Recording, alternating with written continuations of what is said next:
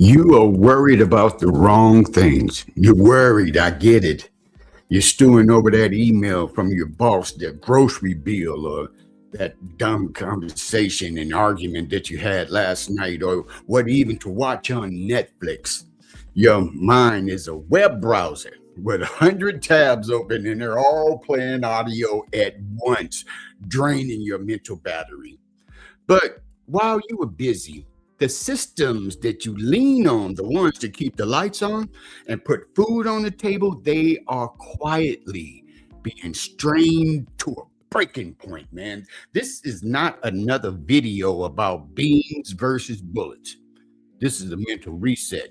You desperately need to hear what is going to be said because it's about to stop sweating all that small stuff and start gearing up for the real challenges that are already here. It's about getting your mind right before the world as we know it changes for good. And you know it, don't you, cousins?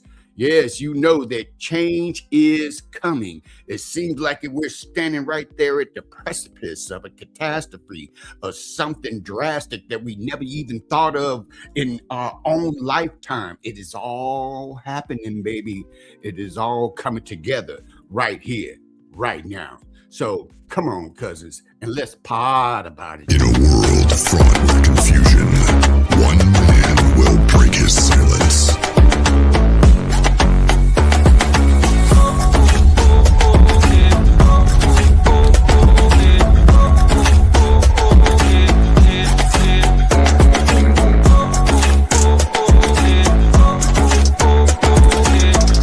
There was only one man for the job.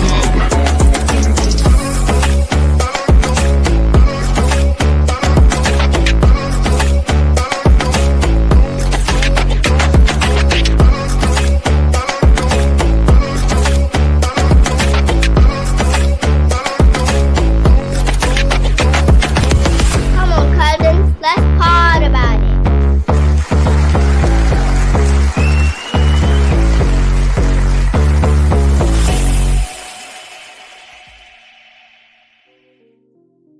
Oh, welcome to the funkiest show this side of the Pecos, baby. Who, me? I'm just your friendly neighborhood liaison and your tour guide for this journey that we call life. Welcome to episode 70, you guys. Done hit the big 7-0, baby. Oh, yeah. And this is called Get Your Mind Right. Oh, my goodness. This is something that we all need to do. I believe that our focus is always just on the outside of our comfort zone. But now we got to slap dab in the middle of it, you guys. Hey, if you have the opportunity, I would like for you to like, comment, and subscribe onto this program and give me a heart, give me a comment, give me a subscription. And if you'd like to support the program, hey, you can catch me over there on Cash App at Cat Daddy in the Mix. Oh, yeah, we're going to jump straight into it because we got a lot to unpack today. Before I get started, I always like to give a shout out to those who brought me into this world and they have gone on to meet their maker. And my mother and my father, they always gave me something that was so essential, man. Yes, it was common sense. So give it up for Pops and Fat Mama. Oh my goodness, you guys, we're talking about the great distraction. Let's be real. Can we, cousins? Can we do that for a second? Our world is a masterpiece of distraction. It's built to keep you tangled up in the small stuff because it profits off your anxiety about things that just don't matter in the big grand scheme. And while your attention is glued to the daily manufactured emergencies, the real fault lines, they're getting deeper. We're seeing unprecedented strain on our fundamental systems, utility grids, many built decades ago. They're facing perfect storm of surging demand from new tech, aging infrastructure, and even wilder weather. The weather's getting crazy. Experts aren't saying that they aren't just concerned anymore. No, they're issuing out a blunt warning that the modernization of the grid is now a matter of national security. Tell the truth, rolling blackouts They aren't a far off possibility, are they? They're becoming a statistical reality. And at the same time, our global food supply chains, they're showing just how fragile they are. Just imagine during a blackout, during a power outage. So many people nowadays use the internet and use search engines and AI and Google and what have you as their source of being able to search and verify information. We have gotten so dependent on search engines, many people can't even have a conversation without having to pull out their phone to go and search for what needs to be said. Where's your own common sense? Where is it? And if the blackout comes, you have no other side of your brain. You don't have the internet as your memory bank anymore. It's fragile. And then the food supply, it has the possibility to dry up because farmers are not getting the help that they thought they would. See, a conflict on the other side of the planet can disrupt the whole fertilizer shipments, causing crop yields to drop and prices to spike. And it's all happening thousands of miles away. Ongoing disruptions are driving what the World Food Program calls a looming hunger crisis. And then there's water. Projections from the UN and other experts, they have repeatedly warned that the world could face a 40% gap between freshwater demand and supply by 2030. Hold on, cousins. This has promoted some of the UN affiliated scientists to warn that we have now entered the era of global water bankruptcy. 2030, this is 2026. That's right around the corner. Where our shipping is being just stripped down to the planet's ability to ever be able to recover. Here's the problem. You can't worry about everything at once. Your brain is just not wired for it, is it? So it defaults to immediate threats, social media drama, that deadline at work. It's easier to stress about things you think you can control. This constant low-level anxiety, it burns you out. It's a slow burn, leaving no energy for what truly matters. Getting your mind right isn't about adding more to your worry list. It's about clearing the decks so you can focus on what is essential. So I think we all need a mental reset. So step one, you got to access and release. First thing, you have to stop the bleeding. The best way to triage a flood of mental clutter is a tool it's almost laughable how simple it is. It's a brain dump. All you got to do is just grab a piece of paper and a pen. I want you to do that. Grab a paper and pen, and for 10 minutes, I want you to write down every single thing that's taking up space in your head. For some, it may take a little longer, but at least take 10 minutes. I'm talking about the big, the small, the rational, the totally out there stuff. Don't filter, don't judge, just write. That email you need to send, that weird noise that your car is making, the fate of the global economy, get it all out. This isn't just some glorified to-do list either. It's about internalizing your anxiety. When thoughts are swirling around and they just found a place to find home inside your head, they feel huge, don't they? They feel monstrous. But seeing them written down, it makes them kind of finite, concrete things you can actually deal with. Look at your list. And I want you to circle the items that you have direct and immediate control over, not just influence, but actual control. See, that ancient Stoic philosophers had a name for this. It was called the dichotomy of control. And they argued that most of our misery, it comes from frantically trying to control things that are fundamentally outside of our own power. You can't control the weather. No, you can't. No, you can't, but you can Think about some of the things that you can control. You can single-handedly fix some of these things, but can you fix the global supply chain? Can you? And what if you could control your own thoughts? What if your choices and your actions, by focusing on your energy there, you shift from being helpless and feeling anxious to being empowered? And that's what I want for you, cousins. For everything that is on your list that you didn't circle, you gotta have the patience and the art of letting go. It isn't about being apathetic. It's strategic surrender. Strategic surrender is refusing to waste your most valuable resource, which is your mental energy, on fights you can't win. And just release that critical first step. It clears the space for what is about to come next.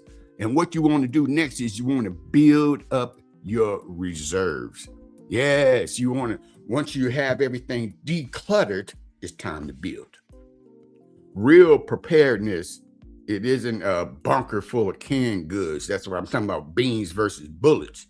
It's a mind that can weather any storm. It's the thinking of opening up mental and spiritual bank accounts. First, you got to make some deposits into it. And while we are relatively calm right now, so you have something to draw from when that crisis does hit, trying to learn some resilience, dealing with a blackout, it's like trying to learn how to swim while you're drowning. Because when everything hits the fan, either you're prepared or you're not. Those are your choices. So here are 3 reserves that you need to start building today. First one, your reserve of emotional regulation. You need to know without a doubt what brings you back to the center, to your core. This is something that's deeply personal. So for some, it's a breathing exercise or it's a meditation app. For others, this can be just a long walk or blasting your favorite music and just getting into a vibe or getting lost in a hobby. The key is to find these practices now and build them into your life. Don't just know about them, do them. This practice, it's going to help you guys. It's going to help you to have some awareness and a cornerstone of resilience. When chaos hit, you won't have to figure out how to find your calm. Your body and your mind will already know the way. And then secondly, you got to have the reserve of value aligned action. What are you talking about, Cousin Terry? I don't even understand what that means. Well, I'll break it down to the last compound, if you would just allow me the platitude of elaboration. Anxiety is just energy without a GPS. The goal is to channel that energy away from useless worrying and into some productive actions, stuff that lines up with your core values. If you value security for your family, maybe that nervous energy gets channeled into starting a small little pantry, creating a family communication plan, or learning some skills like water purification. Yes, there may come a time when you may have to purify your own water. And these transformations, they can turn that little vague fear into something that is concrete, manageable steps. So you're no longer just a passive victim of circumstances. You're an active player in your own safety. And the third one, that is the reserve of 24-hour reset. You see, resilience isn't a destination that you arrive at. It is a practice that you got to have an ongoing maintaining. It is a commitment to a daily or weekly reset. This is the scheduled time to run through the process, assess and release, and then build reserves, and then do a quick brain dump. Let it go, man. You can't control it. And then just do one small thing to build your emotional or practical readiness. It's a cycle. It keeps the mental clutter from piling up. It lets you know, okay, I'm going to accept the things I cannot change. I have the courage to change the things I can. And God, please grant me the serenity to have the wisdom to know the difference. Can I do something about it? Good, do it. If I can't, stop stressing over it. Tell me, has worrying about one thing ever changed the outcome? No, it is nothing going to do is going to just strengthen your stress. It ensures that you're always in training for when you're going to need it the most because change is coming. So you got to have a mental reset and activate it in a crisis. When you put in the work, you've cleared the clutter, you built your reserves. What does this actually look like when a real crisis hits, huh, cousin? Imagine power goes out, not for an hour, but for days. For the unprepared mind, the first response is panic. Oh my goodness, all those little unresolved worries, the bills, the social drama, they're still rattling around up there. But they're not amplified because it's a genuine emergency that's going on. So the mind gets a little bit overwhelmed and leads to making a bad decision. So that's just being human. But the reaction, it has to be something a little bit different, doesn't it? Because you've practiced it. You practiced the dichotomy of control. You immediately drop the non-essential baggage that you've been carrying. The argument from yesterday, who cares? Irrelevant. That work deadline, do it matter now? You ain't been days in a blackout. Your focus narrows to what can I control? So your family's safety, your resources, your next right move, you activate those reserves. Instead of panicking, you just tap into some emotional regulation. Take a few deep breaths. It's a technique that you've practiced 100 times and your mind starts to clear. Instead of freezing, you draw on some value-aligned action. Check on your neighbors. Yeah, you check on the value of the community. You pull out the plan that you already made and you value your preparedness. You just don't have to invent a solution in the dark. No, you got to get ready now. You just have to execute the strategy in the moment of emergency, and it's getting developed right now in the light for when the lights go off. This is the ultimate payoff, you guys. It's not about preventing bad things from happening because we can't. It's some of these things, they're out of our control. It's about building an inner fortress in our own head, that calm, clarity, and the purpose that lets you navigate through all these bad things with strength and with grace, because resilience is your ability to bounce back, man. It all starts with your own mental state. That's what you want. So I got a quick call to action for you guys. This isn't a one and done fix. No, it's a lifetime practice. The world will keep throwing these challenges our way, big and small. The only question is, will you be mentally ready? Yeah, I want you to do two things. First, drop a comment below and share one thing from your uncontrollable list that you're going to intentionally let go this week, just one thing. And second, share one small step you'll take to build your reserves. Sharing it creates community. It creates accountability. See, these are forms of resilience themselves. This resonates. So if it feels what I'm talking about, if you can feel what I'm talking about, I want you to like, comment, and subscribe. And get yourself ready for an uncertain world. We have so many things that are coming at us in a barrage, man. It feels like that the world is against us sometimes, especially the middle class. It's going to get to the point where all we have is the 1%, the filthy rich, and the have-nots, the rich and the poor. The middle class, it is dwindling. Why? We pay the taxes and they spend it on whatever they want with no accountability. Yeah, no guardrails on it.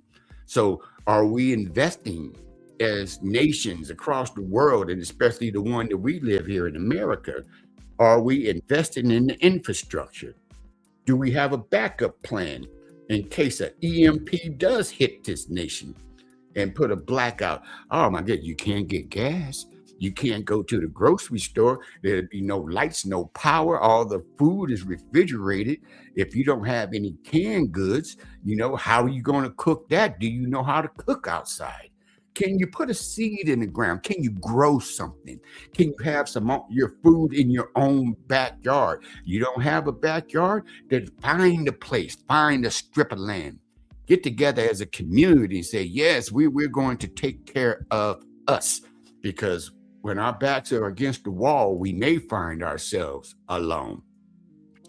You are living in an age of incredible distraction, profound change. Oh, yes, it's easy to get lost in noise, to burn through your days just worrying about the 10th most important thing in your life, when you got 9 others that are dominating, but you have a choice. You can keep letting that trivial stuff drain your spirit, or you can hit the reset button. You can access what's on your plate and then release what you can't control. You can build the reserves of resilience that will serve you well in a crisis. Yes, it will. And you can learn how to activate the strength when it matters the most. I mean, the ultimate form of preparedness has nothing to do with what's in your basement. It's about what's between your ears, baby. So the single greatest advantage that you have is a mind that is clear, focused, ready, and didn't get surprised. Get your mind right. And just know whether you are prepared or unprepared, that doesn't matter. No, you are still in for a fight. So I want everybody to just, take care of your family, look out for each other. I want you to go ahead and start putting together a list. I know it's difficult with the prices being so high, but like, man, I can barely afford groceries as it is. You want me to stock up? You want me to stock up? We'll go through those snacks. We'll go through them and they'll be gone. You right? You will. So you got to get some things that can weather some time. I'm not talking about the perishables. Those will evaporate. They'll be gone. You'll run through them. But you better have some water on hand. Don't be caught without it. It's going to get to the point if everything that I'm talking about that is happening and you don't have your mind right, we can get knocked back to the barter system where your dollar has no value whatsoever. It's all about what do you have to trade. And in a world where the water supply has found a water shortage, water will become a commodity. Yes, it will. Yeah, so what are we going to do, cousins? All I can tell you is, hey, stay prayed up, baby. Yeah, you got to stay prayed up. And don't you let nobody get you down, because if you can't control it, don't worry about it. I love that from Cheek and Chong. Cheek and Chong once said they can't do this to you. But if they do, don't worry about it. All right, you guys, that is my time. I'm glad you tuned in here to episode 7 of season 3. Get your mind right. You can find me at youtube.com at TheTPatrick, on TikTok at Cat Daddy in the Mix. Make sure you share this program. And if you ever need somebody, I got your back like vertebrae. Yeah, I'm out here in these digital streets. And until we meet again, love, peace, and high catfish grease. See ya!